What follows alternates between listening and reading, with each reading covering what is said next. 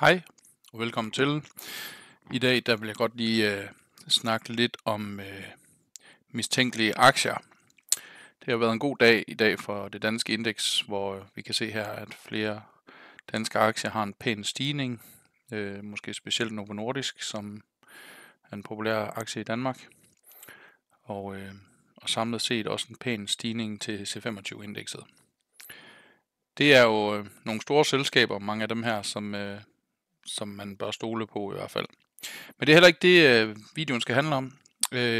Jeg er blevet gjort opmærksom på, at der foregår en del mistænkelige ting i WhatsApp-grupper. Jeg har hoppet herind på Euroinvestor. Herinde der skriver de om alt, hvad der rører sig på aktiemarkedet, og er rigtig gode til at opdatere omkring danske virksomheder, og hvordan det går for investering i Danmark.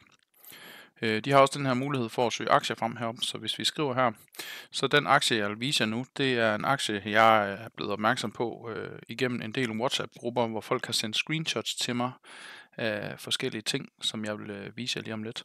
Men lad os starte med at finde aktien, så må vi se, om det er en, I har i jeres portefølje. Vi skriver Austin, og så er det den her Austin Technology Group Co. Limited.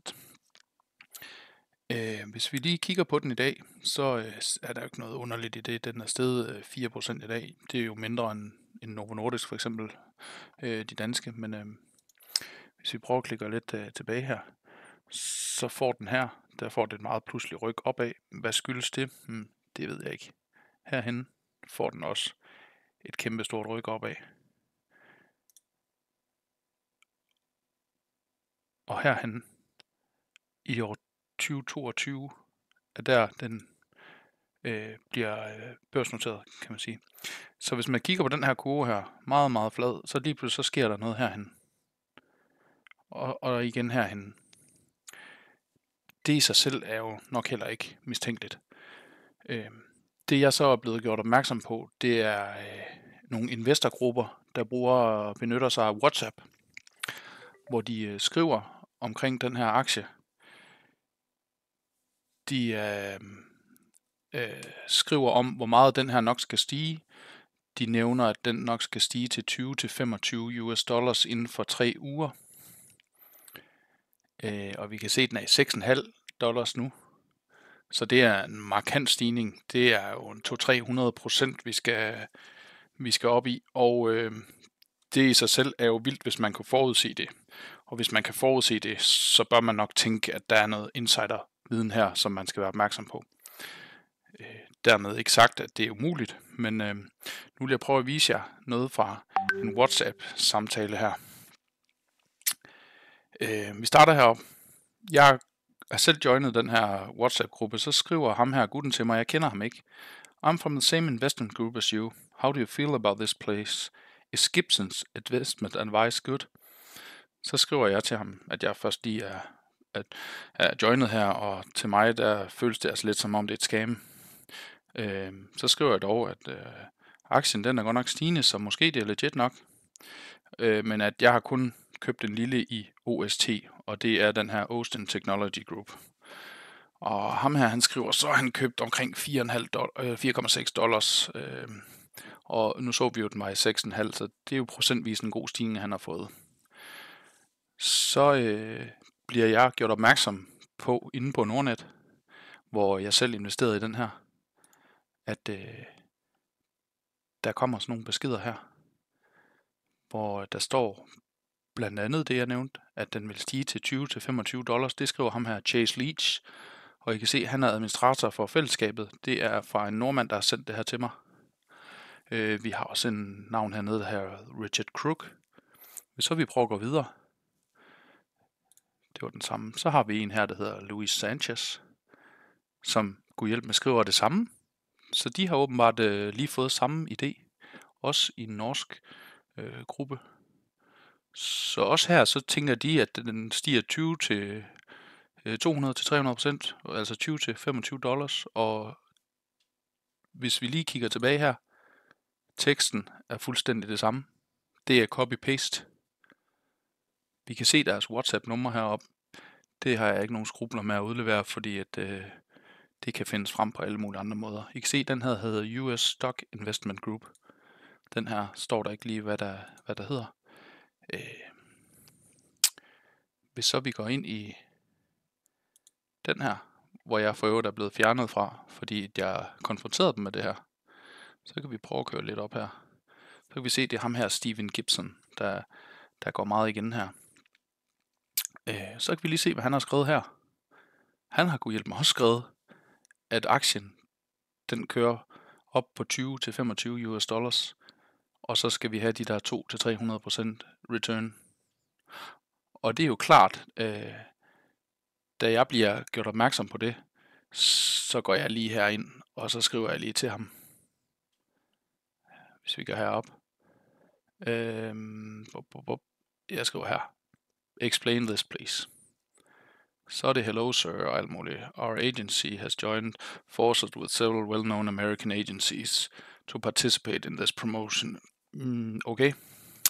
Det er også meget fint. Nu så vi jo selvfølgelig bare lige, at de var norske, de to grupper her. Den jeg er med i her er amerikansk. Okay. Og så spørger jeg ham så, hvor mange de har postet til, og så giver jeg ham lige et screenshot af en anden her. Og så skriver han det her ned, det kan I selv lige læse, men altså... jeg synes, det virker meget underligt. I hele den her samtale, hvor de har fjernet mig her, der skal vi prøve at se, om jeg kan finde det. De skriver nemlig og henviser til deres assistent, man skal kontakte hele tiden. Og at de har deres investeringsassistent. Og skal vi lige se, om det står her et sted. Lad os lige se. Der står rigtig mange ting her. Jo, her står det. Please keep in touch with our investment assistant Holly in time to obtain the best buying price. Okay, så Holly, hun kan nu forklare, hvornår det bedste tidspunkt er at købe den her aktie. Det virker jo også lidt underligt. Så vi går herover til Holly, så har jeg drillet hende lidt, fordi at nu bliver jeg jo smidt ud af gruppen. Men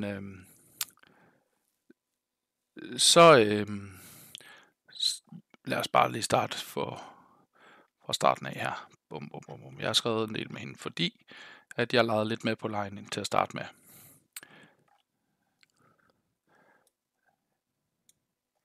Det var lidt af et tilfælde, hvordan jeg kom med i den her, hvordan jeg fik kontakt til hende. Jeg skrev bare gerne med investeringsteamet. Så sender hun den der WhatsApp-gruppe, hvis vi klikker på den, så er det den, jeg er blevet fjernet fra. Så spørger jeg, hvordan de kender Mr. Kostin, fordi at jeg ser et opslag på Facebook, hvor det er en Mr. Kostin,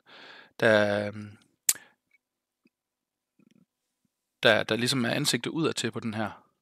Og ham kan I jo lige prøve at google, så kan I prøve at se. Så hernede, så sender jeg jo det samme til hende. Explain this, please, siger jeg så. Igen ham her, Luis Sanchez, vi så før. Our organization also has some in-depth cooperation with other organizations. Where do you get this information? Ja, det vil hun gerne vide, hvor jeg får det fra. Så spørger jeg bare lige igen, og vi har også lige her Chase, så siger hun, yes, we work with many organizations. Og så i dag, så skriver jeg bare, cool, I was removed. Because you posted some bad comments. Ja, jeg kan ikke vise jer, hvad jeg skrev, fordi at de er desværre blevet slettet. Men det jeg skrev, det var egentlig det samme, så alle kunne se det. Og bad dem om at forklare det her. Nu har jeg det kun i de her private chats med dem, men i det mindste så har jeg da kunne fortælle ham her om det. Og så kunne jeg da håbe, at han muligvis kan dele det med nogle af de andre. Så ja. Jeg synes i hvert fald, det virker lidt suspekt på den her Austin Technology Group, som i øvrigt er en kinesisk aktie. Godt nok noteret på den amerikanske børs, men jeg synes, det virker meget suspekt. Og derfor vil jeg godt advare mod, at man altid gør sit forarbejde grundigt, når man skal investere i nye aktier og i firmaer, man ikke kender. Så gå lige ordentligt til værks og pas på med de her WhatsApp-grupper. Der findes mange rigtig gode WhatsApp-grupper, men der findes også mange af de her, der lover guld og grønne skove, og dine aktier vil stige med 300% inden for 2 uger og sådan noget. Det er der også aktier, der gør, men det er yderst sjældent, det sker. Så pas på med det, og så vil jeg ønske jer alle sammen held og lykke med jeres investeringer.